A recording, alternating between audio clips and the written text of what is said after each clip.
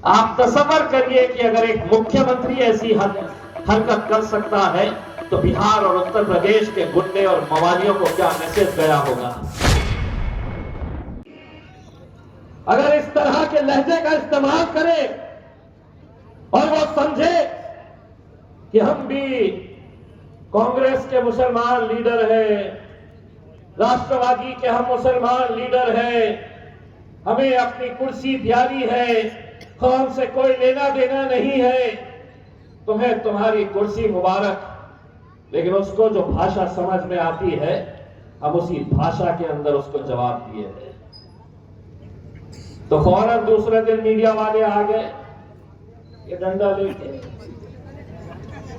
बोले आपने उनको ऐसा बोले। मैंने बोला बोले। अब मैं बोला आपने नहीं सुने तो फिर से सुन लो।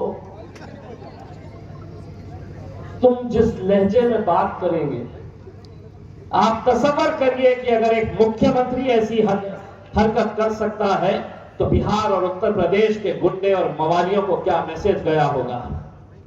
जिस पार्लियामेंट के अंदर इम्तियाज जलील जाकर बैठता था मेरे भाई, हमारी भारतीय जनता पार्टी की राजस्थान की जितनी भी मेंबर्स ऑफ पार्लियामेंट है, वो सब लोग, वो सब महिलाएं जो है वो घूंघट डाल के बैठती थी। वो घूंघट के अंदर बैठती थी क्योंकि उनकी संस्कृति, उनकी तहजीब इसकी इजाजत देती है।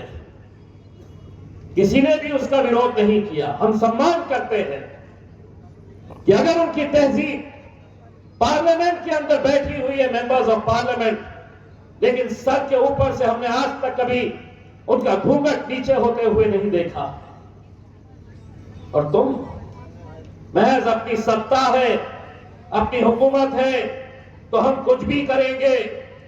तो तुम एक बात अच्छी तरह से समझ लो, इतने सालों तक तुम जो करते थे, मजलिस नहीं थी। और अब अगर तुम ये सोच रहे हैं कि हम खामोश बैठेंगे तो हम खामोश नहीं बैठेंगे। हमारी फितरत ऐसी हो गई है, कुछ आता है ना सामने से तो हम सूद के साथ दे देते हैं वापस। और इनको क्या है, अब इनकी आदत हो गई है कि लातों के भूत, क्या लातों के भूत, बातों से नहीं मानते। तो जिसको जो बात समझ में आ रही है, बात जाने वाला हूं कि नरेंद्र मोदी जी मरना सबको है, मुझे भी, आपको, सबको मरना है। लेकिन ये मंत्री जब टपका तो इसका मेंदू भेजा, निकाल के प्रिजर्व करो और दुनिया को दिखाओ कि कैसे कैसे ज्ञानी लोग इस देश के अंदर पैदा हुए हैं। बस मेरे भाई,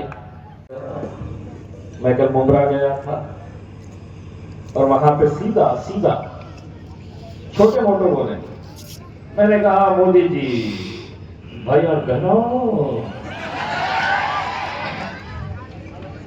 बगैर गाड़ियां का इंतजाम करे हुए, बगैर 500-500 रुपये देकर जितनी पब्लिक हमको सुनने आई है, मोदी जी उतनी जमा करके दिखाओ तो समझ में आएगा।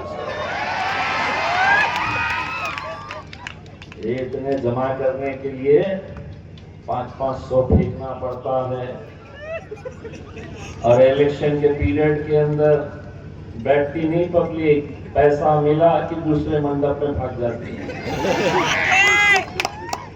ये सिर्फ एक हमारे एक नारे के ऊपर अल्हम्दुलिल्लाह जमा होते हैं कि तेरा मेरा रिश्ता क्या,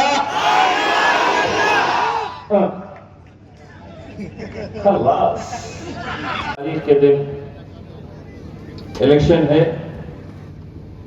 आप लोगों को 21 उम्मीदवार हमने, इरशाद भाई 21 उम्मीदवार हमने उतारे हैं। तैयार है पतंग उड़ाने के लिए। देखिए 14 तारीख के दिन हमारे हिंदू भाइयों का एक बहुत बड़ा त्योहार है, मकर संक्रांति का त्योहार। 14 तारीख के दिन माझ्या सर्व हिंदू बांधवांना मकर संक्रांतीच्या हार्दिक शुभेच्छा।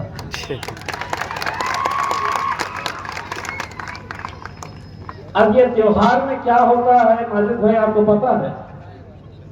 पतंग उड़ाना पड़ता है।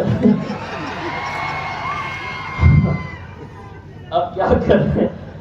तो हमारे पास एक मंत्री है शिवसेना के, उन्होंने इलेक्शन कमीशन को लेटर दिया, शिकायत करी वहां पे जाके, बोले कि पतंग MIM की खींच लो, उनको ये इलेक्शन में पतंग यूज मत करने दो, क्योंकि हमारा त्योहार आ रहा है 14 तारीख को और हमको पतंग उड़ाना पड़ता है, और जब लोग हमारे हाथ में पतंग देखेंगे तो 15 तारीख के दिन जाके पतंग के ऊपर मोहर लगाएंगे।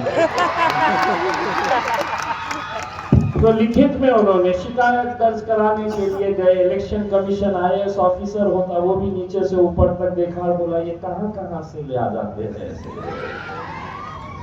एकनाथ शिंदे साहब ने कहां से ढूंढ कर लाया ये नमूने को, जो कह रहा है कि पतंग की वजह से लोग डालेंगे। तो मैंने जवाब दिया, तेरे हाथ में पंजा है क्या? नहीं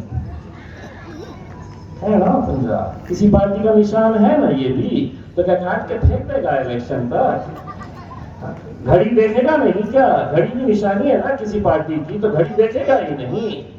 हाँ, हमारे हिंदू भाइयों के अंदर शादी का मुहूर्त चल रहा है, तुतारी बजाने की परंपरा है, तो क्या तुतारी नहीं बजाएंगे?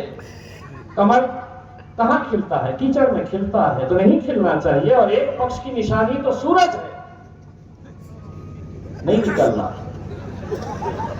निकलना ही नहीं, क्योंकि मंत्री जी ने बोले कि नहीं, सूरज को देख के लोग वोट कर डालिए।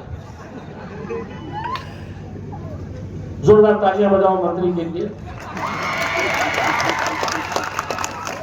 ये हमारी बदनसीबी है। आपल्याला मकर संक्रांती या वर्षी खूप जोराने साजरी करायची आहे आणि आपल्याला हे बघायचं आहे की ज्यांना राजनीती महत्वाची आहे की आपला सण महत्वाचा आहे। उड़ाना तो तुझे भी पड़ेगा मेरे लाल, 14 को तुम उड़ाओ, 14 को तुम उड़ाओ, 15 को हम उड़ाएंगे और 16 को पूरा महाराष्ट्र जश्न मनाएगा। है तैयार? बताओ हाथ से कैसा उड़ाया जाता है पतंग? जरा रुको। ए भैया, अब हमारे पास से हटा ही लो, दिखाई दो। कैसे होती है? अब पीछे वाले पूरे किराए के आए हुए हैं, कोई भी नहीं उड़ा रहा है। बताओ पतंग कैसे होती है? चलिए स्टेज वाले बताओ कैसे होती है पतंग? पतंग की निशानी नजर आए, बस यहाँ पे दबा पतंग उड़ाना है। बहुत बहुत शुक्रिया।